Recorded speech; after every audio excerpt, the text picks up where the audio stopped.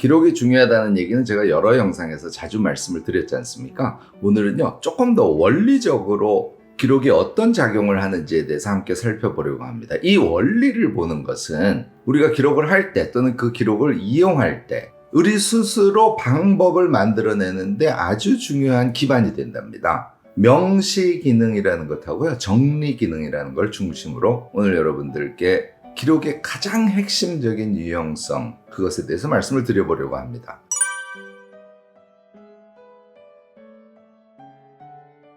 안녕하세요. 무엇이든 세 가지로 가르쳐드리는 명지대 교수 김익환입니다. 기록이요, 굉장히 다양한 역할을 하죠. 우리의 일상에서도 우리가 기록을 적극적으로 하면 삶을 체계적으로 꾸려갈 뿐만 아니라 지적으로 풍요로운 사람이 될 수 있습니다. 이거에 대해서는 여러분들 다른 영상을 통해서 충분히 납득도 하셨고 또 열심히 기록을 해보시려고 노력하시는 분들도 많지 않을까 싶어요. 오늘은요, 그것의 가장 기본이 되는 원리적 측면에 대해서 이야기를 해보려고 하는데요. 기록은요, 명시 기능이라는 것하고요, 정리 기능을 갖고 있어요. 정리 기능은 여러분들 금방 느낌이 오시죠? 기록을 잘 해두면 뭔가 잘 정돈되는, 지식도 정돈되고 계획도 정돈되고 우리의 일상도 정돈되는 그런 기능이 있겠다 하고 추정이 가능하실 거예요. 명시 기능은 말이 좀 어려워서 그렇지 이 부분도 여러분들 쉽게 이해하실 수 있습니다. 영어로는 explicit function이라고 그래요.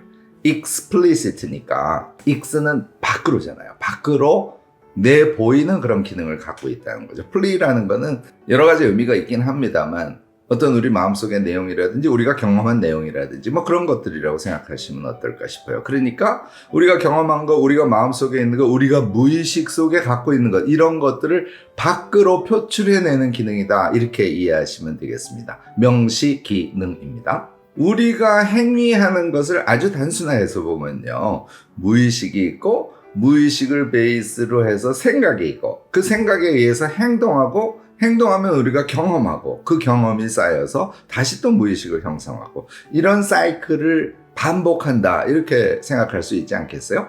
여기에다가 하나하나 기록을 한번 대입해 보자고요. 그러면 명시 기능이 어떤 것인지, 우리가 그 명시 기능을 어떻게 평상시에 활용해야 할지에 대해서 여러분들이 좀 정확하게 이해하실 수 있지 않겠나 싶습니다. 자, 무의식에 기록을 대입해 보세요. 무의식을 기록한다? 이거 쉽지 않죠. 그런데요, 무의식을 완전히 기록을 통해서 찾아내는 것이 어려운 일이긴 하지만 저는 그의 근접한 효과는 충분히 볼 수 있다고 생각해요. 예를 들어서 내가 무엇인가를 시작하려고 하면 항상 두려움에 떨어요. 이게 나의 정말 나쁜 습성이야. 시험을 보기 전에도 그렇고 또 어떤 새로운 사람을 만나러 갈 때도 그렇고 무엇인가를 이야기하거나 발표할 때도 그렇고 새로운 일을 시작할 때도 마음속에 두려움이 생겨서 그 일을 과감하게 적극적으로 진행하는 것을 자꾸 주저하는 그런 성격이에요. 이런 경우 사실 우리 주변에 너무너무 많죠. 사실 저도요, 고등학교 1, 2학년 때까지만 해도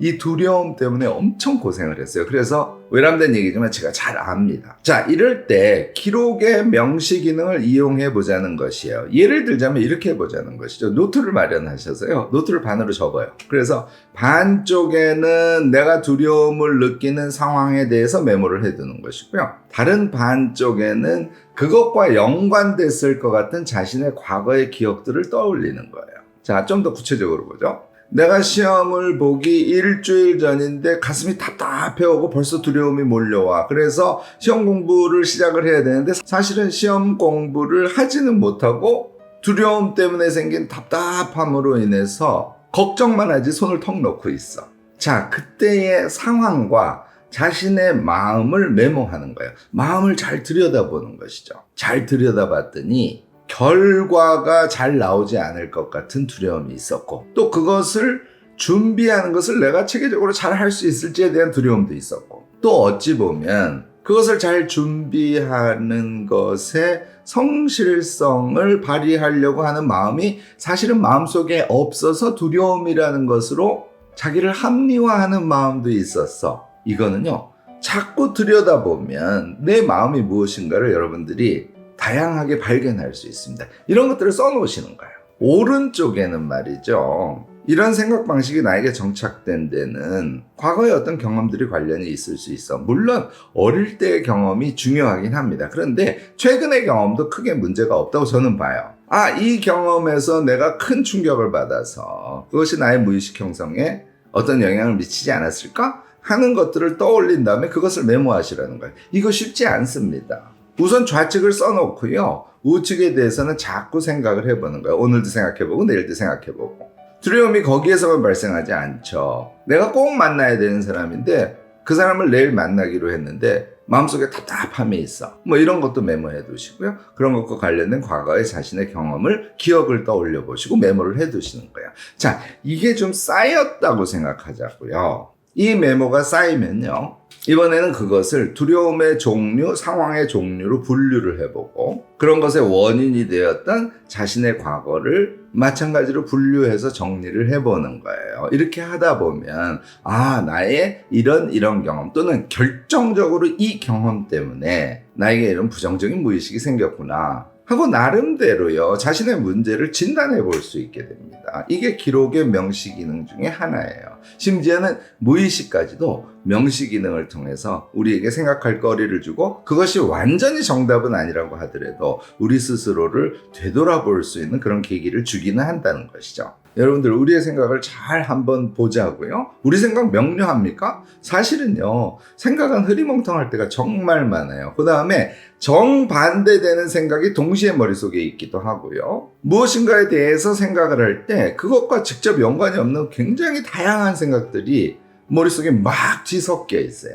사실은 생각은 명료하지 않답니다. 그러니까 무의식 그리고 생각, 그것에 기반해서 우리가 행동을 한다고 보통은 말을 하지만 생각 자체가 명료하지 않기 때문에 생각에서 딱 정리된 것을 가지고 행위하는 경우는 그다지 많지 않다는 거예요. 그러니까 대체로 이렇습니다. 그때의 기분이라든지 또는 자신의 복잡한 생각 중에서 급하게 하나의 생각을 선택하는 그런 조급함이라든지 이런 상태에서 우리가 행위를 하는 경우가 되게 많다는 것이죠. 그래서요, 심리학자들은 생각이 feel, 감정과 결합해서 행위한다, 이렇게 설명하시는 분들이 많습니다. 여러분들도 납득이 되지 않으세요? 저는 그렇다고 생각을 해요. 자, 이때에 생각을 우리가 기록한다고 가정을 해보자고요. 아까 제가 말씀드렸죠? 기록의 기능은 명시성에 있다고. 그러니까 우리의 불분명한 생각들, 복잡하게 얽혀있는 생각들을 기록의 형태로 메모함으로써요, 우리는 생각을 좀 명료하게 만들어갈 수 있습니다. 그러니까 생각을 찬찬히 들여다보고 그 중에 가장 자기의 마음에 드는 것 또는 가장 합리적인 것을 생각의 결론으로 해놓고 그걸 가지고 행위를 하는 것이 아니라 돌발적으로 feel을 가지고 행위하는 경우가 많다 그랬지 않습니까? 당연히 전자가 후자보다 행위의 정확성, 그 행위의 결과에 의미 있는 행위를 유도할 가능성이 높다고 여러분들 쉽게 생각하실 수 있을 겁니다. 그러니까 생각을 기록하는 것은 우리의 행위를 우리 마음에 들게 또는 성과적으로 할 수 있도록 만들어주는 기능이 있다, 이렇게 생각하시면 어떨까 싶습니다. 자, 여러분들, 무엇인가를 결정하려고 할 때 어떻게 하는 게 좋겠어요? 기록의 명시 기능을 활용해서 생각을 기록해보는 습관을 몸에 들이지 않습니까? 선택의 정확성을 기하는데 굉장히 큰 도움이 되지 않을까요? 이 부분은 여러분들도 많이 경험을 하셨을 거예요. 내가 무엇인가를 결정해야 돼. 메모지를 꺼냅니다.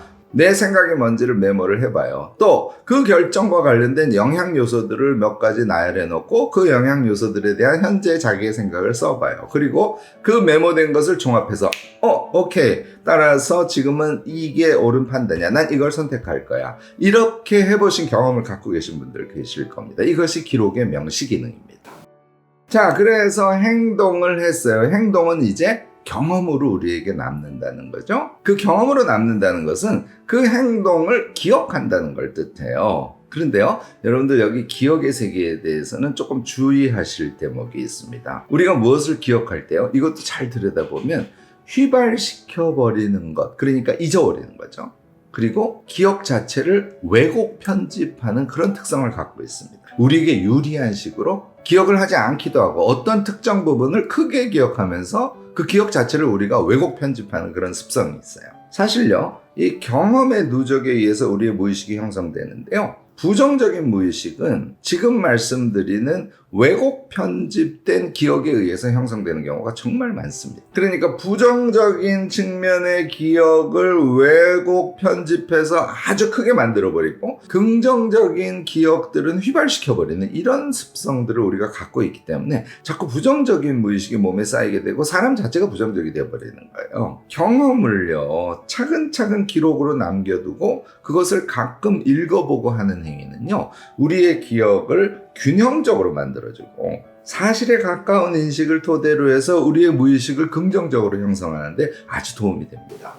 우리에게 의미 있는 기억들, 우리를 긍정적으로 만들어주는 기억들, 그리고 우리를 지적으로 풍요롭게 만들어주는 기억들, 이것은요, 경험의 기록을 통해서 우리가 달성할 수 있는 세계이기도 하다는 점 꼭 잊지 않으셨으면 좋겠습니다. 자, 정리에 대해서는 이거 자체가 좀 큰 주제이긴 하지만요, 아주 단순하게 말씀드리면 정리의 핵심은 요약과 그것을 이렇게 순서 매긴다 그럴까, 요약하고 분류하는 것, 이게 정리의 핵심이야. 이 중에 가장 핵심이 되는 게 요약입니다. 자, 우리 강의를 들으면서 키워드 메모하는 과정을 한번 상상해 보자고요. 내가 5분쯤 들었어. 그리고 노트북에 쳐넣기도 하고 손글씨로 쓰기도 하는 그런 요약 행위를 우리가 하지 않습니까? 그 요약을 하는 그 순간을 상상해 보세요.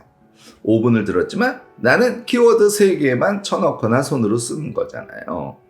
결국은 5분의 내용을 맥락적으로 이해한 상태에서 그것을 가장 대표하는 가장 중요한 키워드들을 자기가 선택하거나 자기가 평상시에 사용하는 어떤 언어로 치환해서 메모를 하는 거지 않습니까? 엄청난 강도의 요약이죠. 이렇게 얘기하면요, 저는 요약을 잘 못해요. 요약을 하면 자꾸 틀린 것 같고 이런 생각이 자꾸 듭니다. 이거요, 반복에 의해서 굉장히 쉽게 극복됩니다. 현재 자기가 한 것에 대해서 항상 사랑하고 아끼고 확신을 하셔요. 이거를 반복하시다 보면 요약의 수준이 당연히 높아집니다. 의심하면 요약의 수준이 높아지지 않아요. 우리가 핵심 키워드만으로 기록을 하기 때문에 여러분들 기록하는데 그다지 시간이 많이 들지 않습니다. 여러분도 기록 습관을 몸에 붙이시고 기록하는데 그다지 많은 시간을 투여하지 않음에도 불구하고 앞서 말씀드린 명시 기능으로서의 효과, 그리고 정리 기능으로서의 효과를 충분히 보면서 일상을 꾸려가시면 좋지 않을까 저는 생각해 봅니다.